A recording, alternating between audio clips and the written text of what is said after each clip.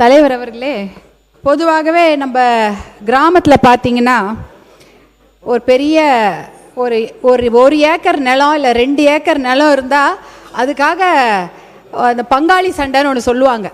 நல்லா சண்டை போட்டுக்குவாங்க. கீழ் கோர்ட்டு, மேல் கோர்ட்டு, சுப்ரீம் கோர்ட்டு வரைக்கும் போவாங்க. ஏன்னா அது எங்கள் பாட்டன் சொத்து, எங்கள் அப்பா வாழ்ந்த வீடு, அதை நான் விட்டு கொடுக்க மாட்டேன் அப்படின்னு சொல்லிட்டு அவ்வளோ பெரிய சண்டையை போடுவாங்க. பங்காளி சண்டை போடுவாங்க. அண்ணன் தம்பிங்களாக இருக்கட்டும், சித்தப்பா பிள்ளை, பெரியப்பா பிள்ளை எல்லாம் போடுவாங்க. எதுக்கு? அவர்களுடைய ஒரு பரம்பரை சொத்துன்னா அதை விட்டு கொடுக்க மாட்டாங்க. ஆனால் நம்ம கண் எதிர்க்கியே நம்ம கிட்ட இருக்கிற ஒரு மிகப்பெரிய சொத்து நம்ம கைவிட்டு போயிட்டு இருக்குது. அது எதுனா அது நீர்வளம் தான். நீர்வளம் தான் நம்ம கையை விட்டு போயிட்டே இருக்குது. எத்தனையோ ஏரி, குளங்கள், ஆறுகள் எல்லாம் காணாமல் போயிருக்குது. ஆனால் அதுக்காக நம்ம ஃபைட் பண்ணணும். அந்த அந்த இயற்கை கொடுத்த அந்த வரத்தை நாம் தக்க வச்சுக்கணும். அதுதான் மிகப்பெரிய சொத்து. நம்மளுடைய தலைமுறைக்கு நாம் விட்டு செல்லும் சொத்து என்பதால் நீர்வளம் தான் அது மிகப்பெரிய சொத்து. அதை நாம் விட்டு செல்ல வேண்டும். அதனால தான் பார்த்தீங்கன்னா சிலப்பதிகாரத்தில் மாமழை போற்றுதும் தான் சொன்னாங்க. அதுதான் சாமி. நமக்கு ஞாயிறு போற்றுதும், திங்களை போற்றுதும், மாமழை போற்றுதும்னா என்ன அர்த்தம்? சாமி நமக்கு, நம்ம இயற்கை வளம். அதில் பார்த்தீங்கன்னா நம்ம உலகத்திலேயே ஒரு மிகப்பெரிய அதிசயங்கள் நம்ம தமிழ்நாட்டில் இருக்குது. குறிப்பாக ஆர்டிசியன் வெல் அப்படின்னு சொல்லுவாங்க. அது பார்த்தீங்கன்னா தண்ணூத்து, நிலத்து கீழே இருக்கிற தண்ணூத்து தானாக சுரக்குமா, அவ்வளோ தண்ணி இருக்குமா. அது உலகத்திலே 2 இடத்துல தான் இருக்குது. ஒன்று ஆஸ்திரேலியாவில் இருக்கிறது, ஆஸ்திரேலியன் பேசின், கிரேட் ஆஸ்திரேலியன் பேசின்ல இருக்கு. இன்னொன்று நம்ம ஊர் நெய்வேலியில் இருக்கிறது. நெய்வேலியில் இருக்கிறது உலகத்திலேயே மொத்தமாக 2 அதிசயம் இல்லை, ஒரு அதிசயம் நெய்வேலியில் இருக்குது, அந்த தண்ணூத்து. ஆனால் இன்னைக்கு கிடையாது. ஏனென்றால் நெய்வேலி லிக்னைட் கார்பரேஷன் மூலம் அத்தனை தண்ணியும் பெரிய ராட்சத குழாய் மூலம் உறிஞ்சி வெளில தள்ளிட்டாங்க. 10 வருஷத்தில் முடிஞ்சு போச்சு. இன்னைக்கு நெய்வேலி தண்ணூத்து கிடையாது. அதே போல் இன்னொரு அதிசயம் பார்த்தீங்கன்னா சென்னை பள்ளிக்கரணை மார்ஷ்லேண்ட், சதுப்பு நிலம். இந்தியாவிலே எந்த ஊர்லேயும் சிட்டியில் சதுப்பு நிலம் கிடையாது. கல்கட்டாவில் கொஞ்சம் இருக்குது, தமிழ்நாட்டில் இருக்குது. அதுவும் சென்னையில் பள்ளிக்கரணை மார்ஷ்லேண்ட் 15,000 ஏக்கர்.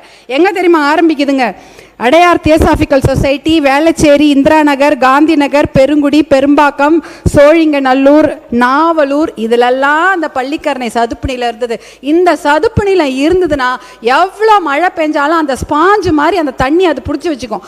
2 பக்கம் அது ரெண்டு விதமாக நமக்கு உபயோகப்படும். ட்ரைனேஜ், எவ்வளோ தண்ணி பெஞ்சாலும் வெள்ளக்காடு ஆகாது. மெல்லமாக அது மொத்தமாக ஸ்பாஞ்சு மாதிரி இழுத்துட்டு மிச்சத்தை கடலுக்கு அனுப்போம்.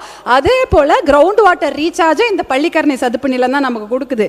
அதில் பார்த்தீங்கன்னா இன்னைக்கு கூட மிச்சம் இருக்கக்கூடிய 2,500 ஏக்கரில் அந்த பெலிகன்ஸு, ஆஸ்திரேலியன் பெலிகன்ஸு, ஃப்ளமிங்கோ போன்ற பறவைகளை இன்னைக்கும் நீங்கள் பார்க்கலாம். ரோஸ் கலரில் பறந்துட்டு இருக்கோம். இதெல்லாம் இங்கே பள்ளிக்கரணை மார்ஷ்லேண்டில் நீங்கள் பார்க்கலாம். இது ஒரு அதிசயம். அடுத்த அதிசயம்னா நீங்கள் நம்பவே மாட்டீங்க, அது கூவமாறு தான். சென்னையில் ஓடும் கூவமாறு, அது மிகப்பெரிய அதிசயம். 72 கிலோமீட்டர் அந்த ஆறு ஓடுது. திருவள்ளூர் பக்கத்தில் இருக்கிற கூவம் என்ற ஊரில் தான் அது வருது. அங்கே அந்த தண்ணியை இன்னும் குடிக்கிறாங்க.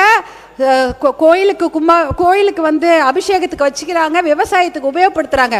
ஆனால் எப்போ அது சென்னை கிட்ட வருதோ, ஆவடி அம்பத்தூரில் வரும்பொழுது ரசாயன கழிவு, நம்மளுடைய சாக்கடை கழிவு, திடக்கழிவு, இதெல்லாம் கலந்து தான் கூவாறு சென்னையில் மிகப்பெரிய ஒரு சாக்கடை மாதிரி ஆயிடுச்சு. அது துர்நாற்றம் வீசுகுது. கூவமாறுக்கு கிளீனப் சிஸ்டம் கொடுத்துருக்கிறீங்க. கிளீனப்புக்கு நீங்கள் ஃபண்ட் அனௌன்ஸ் பண்ணியிருக்கீங்க. கிளீனப் பண்ணால் கூட பத்தாது.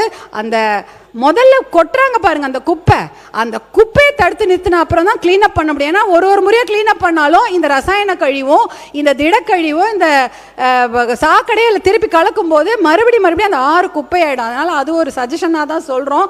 இதே மாதிரி தான் தர்மபுரியில் ஒரு ஆறு இருக்குது, சனத்குமார் நதின்னு. அந்த பார்த்தீங்கன்னா சென்டரில் ஓடும். வத்தல் மலையில் பெய்கிற மழையை சனத்குமார் நதியில் கலந்து அதுக்கப்புறம் தென்பெண்ணை ஆற்றில் போய் அது கலக்குது. கிட்டத்தட்ட 33 வார்டு, நகராட்சியில் இருக்கிற வார்டில் இருக்கிற அத்தனை சாக்கடையும் அந்த சனத்குமார் நதியெல்லாம் கலக்கப்படுது. என்னதான் அதில் ஒரு காமன் எஃப்ளூவன்ட் ட்ரீட்மெண்ட் பிளான்ட் வச்சிருக்காங்க, அது பாதி வார்டுக்கு தான் உபயோகப்படுது. மிச்ச பாதி வார்டில் எல்லா சாக்கடையும் அதில் போய் கலக்குது. இது மாதிரி நகராட்சிகள் நல்ல நீரில் எல்லா ஊர்லேயும் இது நடக்குது. நம்ம தர்மபுரி, சென்னை மட்டும் இல்லை, எல்லா ஊர்லேயும் நடக்குது.